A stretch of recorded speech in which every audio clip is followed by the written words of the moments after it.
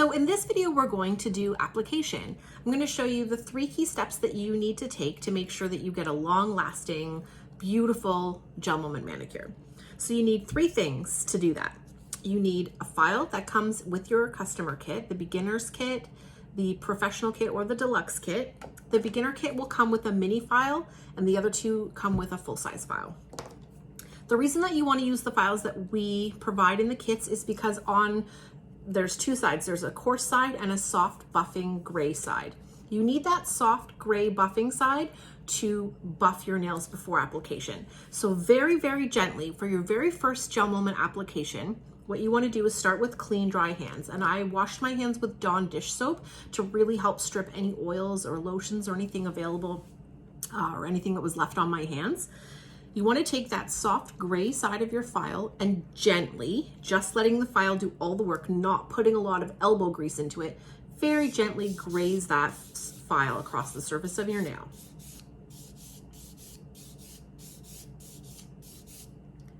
You just want to create a very light texture because polish adheres best to a textured surface, but you don't want to leave grit marks in your nail. You want to be very gentle because in buffing your nail, you still are removing some surface of your nail. You just want to be very gentle with that. Now, once you start using GelMoment regularly, you won't need to buff every time you do an application. The very first GelMoment application, you want to buff first though. And then subsequent applications, maybe do a really good thorough cleanse for the next 2 or 3 applications, and then do another buff after your nail has grown out a little bit more. So the first step is buffing, which we've done. Second step is cleansing. You get a box of cleansers in with every kit. You get a box of 50 of these. Don't skip this step, guys. The cleansers are only $6. They make a big difference for a long-lasting application. So the cleansers are alcohol-based, and then they have a couple other proprietary things inside them. But you want to open your packet for your cleanser. It's a little wet nap thing. And you want to make sure that you thoroughly cleanse each nail that you're going to apply polish to. This gets rid of oils, moisturizers, anything like that. It dries the nail a little bit and it creates a very clean surface for the polish to stick to.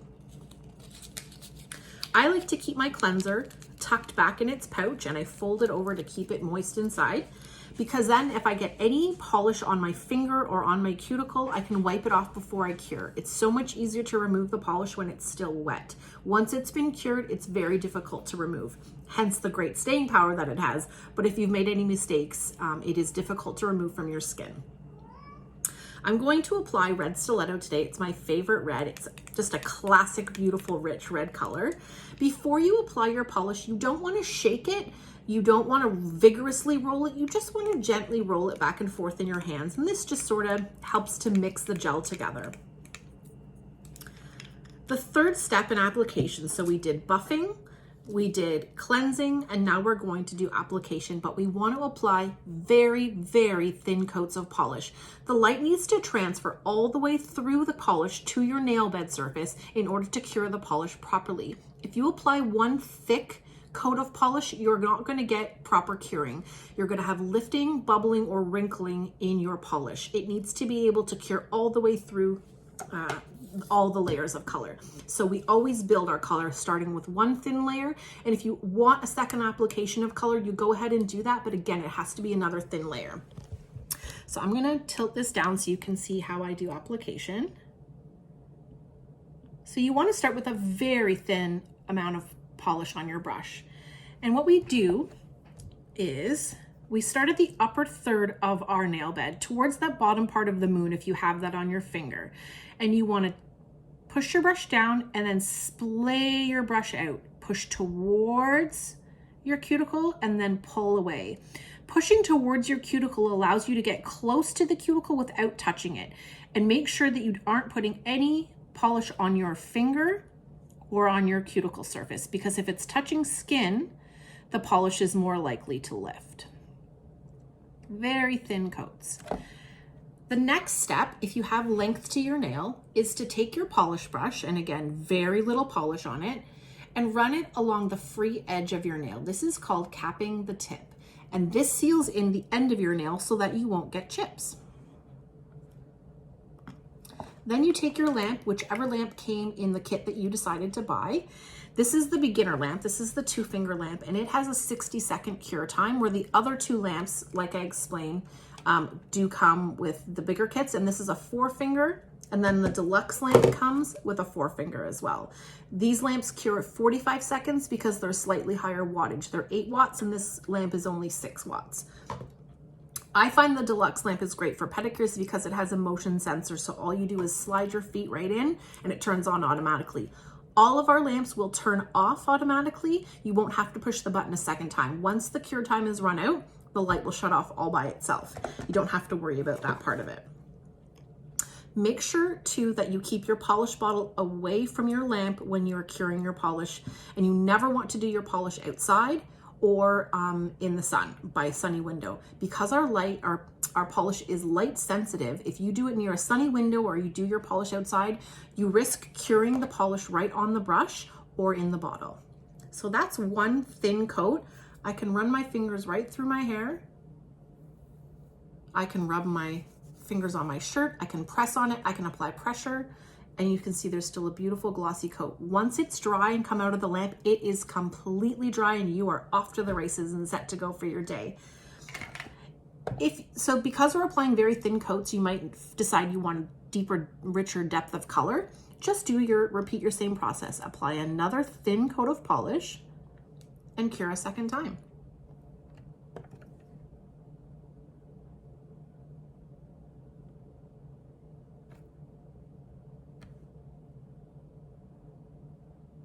Remembering each layer that you want to cap your tip. And if you have very short nails, I will post a video for you on how to cap the tip on short nails.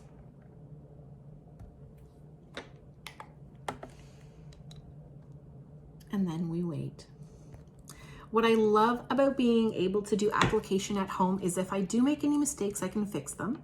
If I've changed my mind about any given option, I can redo it myself. If I get a chip, or because I work on a farm, I am more likely to damage my nails because of the rough work that I do. And if I happen to get a scuff or something, I can come home, buff the surface of that nail and apply another clear coat of polish, and I'm good to go. Or not a clear coat, a thin coat of any color polish that I'm wearing.